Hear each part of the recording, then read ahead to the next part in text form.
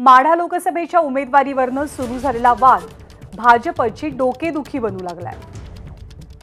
रणजितसिंह निंबाळकर यांनाच तिकीट दिलं तर मोहिते पाटील यांच्या नाराजीचा फायदा हा शरद पवार गटाला होणार आहे आणि जर तिकीट बदलून दिलं तर राज्यात आणि देशात अनेक ठिकाणी सुरू असलेल्या वादाला असं स्वरूप मिळेल अशा कात्रीमध्ये सध्या भाजप अडकली आहे। मोहिते पाटील यांची समजूत घालण्यासाठी आलेले भाजपचे संकटमोचक गिरीश महाजन हे सुद्धा काल मोहिते समर्थकांच्या संतापासमोर हतबल झाले। माढा इथल्या निंबाळकर यांची उमेदवारी बदलून मोहिते पाटलांना दिली तर 6 पैकी 5 आमदारांच्या नाराजीचा विचार सुद्धा भाजपला करावा लागेल आणि जर मोहिते यांना मायनस केलं तर माढा लोकसभा मतदारसंघ जिंकताना भाजपला निश्चितच कसरत करावी लागणार आहे। आता मोहिते पाटील यांना शांत करण्यासाठी त्यांची नाराजी दूर करण्यासाठी भाजप उमेदवारी बदलणार का नाराज झालेले मोहिते पाटील हाती तुतारी घेऊन भाजपला दणका देणार याचं चित्र आगामी दिवसात आपल्याला पाहायला मिळेल।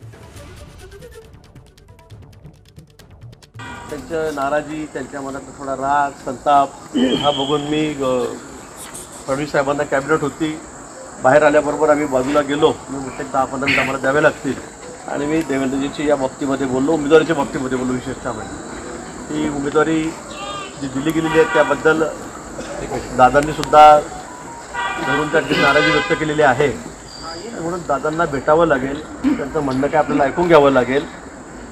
त्यांना असं न ऐकता हा जो निर्णय आपण झालेला आहे ठीक आहे, पण तो आपल्याला महागात पडेल हे मी त्यांना त्या ठिकाणी म्हटलं। आणि या मतदारसंघातल्या इंटरेस्टिंग गणितांबाबत अधिक माहिती देण्यासाठी आपले प्रतिनिधी सुनील दिवाण सध्या आपल्या सोबत आहेत। सुनील, वाद नेमका काय आहे? भाजप या वादामुळे अडचणीत कशी आली आहे? काय आहे नेमकं माढामधलं नाराजी नाट्य? माढा लोकसभेच्या उमेदवारीवरून भाजपमध्ये सुरू झालेला वाद थांबायचं नाव घेत नाही। अजून हा वाद वाढू शकणार आहे।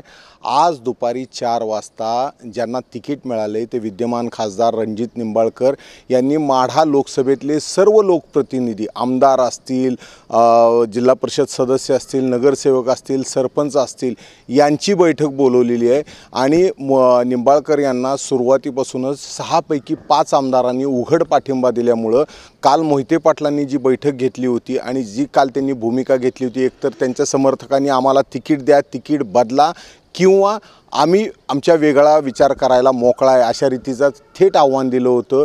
मोहिते पाटलांच्या घरी काल दिवसभरात जी बैठक झाल्या त्यात रामराजे निंबाळकर असतील, शेकापचे जयंत पाटील असतील आणि मोहिते पाटील कुटुंब, याशिवाय जिल्ह्यातले मोहिते जे समर्थक होते म्हणजे करमाळ्याचे नारायणआबा पाटील असतील, माढ्याचे शिवाजी कांबळे असतील, संजय कोकाटे असतील, अशी जी मंडळी आली होती ही सर्व मंडळी एकत्रित तिथं होती आणि दिवसभर कालच्या झालेल्या बैठकीनंतर एक विचार त्यांच्यातनं तयार व्हायला लागलेला होता की काही झालं तरी उमेदवारी मोहिते पाटलांनाच घ्यायची आणि मोहिते पाटलांना उमेदवारी भाजपने नाही दिली तर वेगळा मार्ग घ्यायचा, ही कालच्या चर्चेचा सूर होता। आणि त्यानंतर आज आता विद्यमान खासदार रणजित निंबाळकर आहेत हे सुद्धा कामाला लागलेले आहेत। त्यांनी जिल्ह्यातील 5 आमदार म्हणजे लोकसभा मतदारसंघातील 5 आमदारांची बैठक संजय मामा शिंदे यांच्या टेंभुर्णी येथील फार्म हाऊसवर ठेवलेली आहे। या बैठकीला करमाळ्याचे आमदार संजय मामा शिंदे असतील, नुकताच भाजपमध्ये प्रवेश केलेले रश्मी बागल असतील करमाळ्याच्या, याशिवाय माढ्याचे आमदार बबनदादा शिंदे असतील, सांगोल्याचे आमदार शहाजी बापू पाटील असतील, मान खटावचे आमदार जयकुमार गोरे असतील, ही सर्व मंडळी, माळशिरसचे आमदार राम सातपुते असतील, ही सर्वच मंडळींना निमंत्रित करण्यात आलेले आहे। मोहिते पाटलांनाही निमंत्रण दिलेलं आहे आणि आता काल मोहित्यांनी ताकद दाखवली, आज निंबाळकर शक्ती प्रदर्शन करणार आहेत।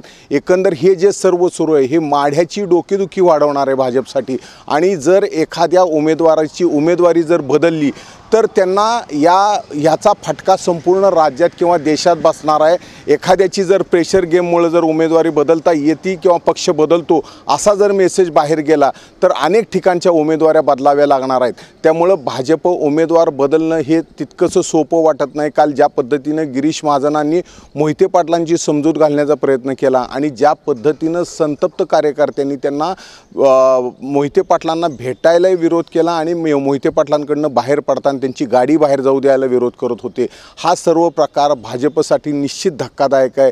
गेल्या 5 वर्षाखाली मोहिते पाटलांनी भाजपमध्ये प्रवेश करून मोदींच्या उपस्थितीत अकलूजमध्ये विक्रमी सभा घेतली होती आणि यातून 2019ला राष्ट्रवादीच्या ताब्यात असलेला माढा लोकसभा मतदारसंघ जिंकून दिला होता.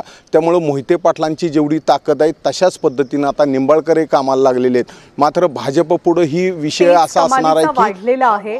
आता एकदा उमेदवारी जाहीर झाली आहे, ती माघारी घेणं तितकंसं सोपं काम नाही. पण या उमेदवारीमुळे जी नाराजी आहे ती दूर करणं सुद्धा भाजपसाठी तारेवरची कसरत ठरते. काय होतंय माढामध्ये, समीकरणं खरंच इंटरेस्टिंग असतील. धन्यवाद सुनील या सगळ्या माहितीबद्दल. एबीपी माझा, उघडा डोळे बघा नीट.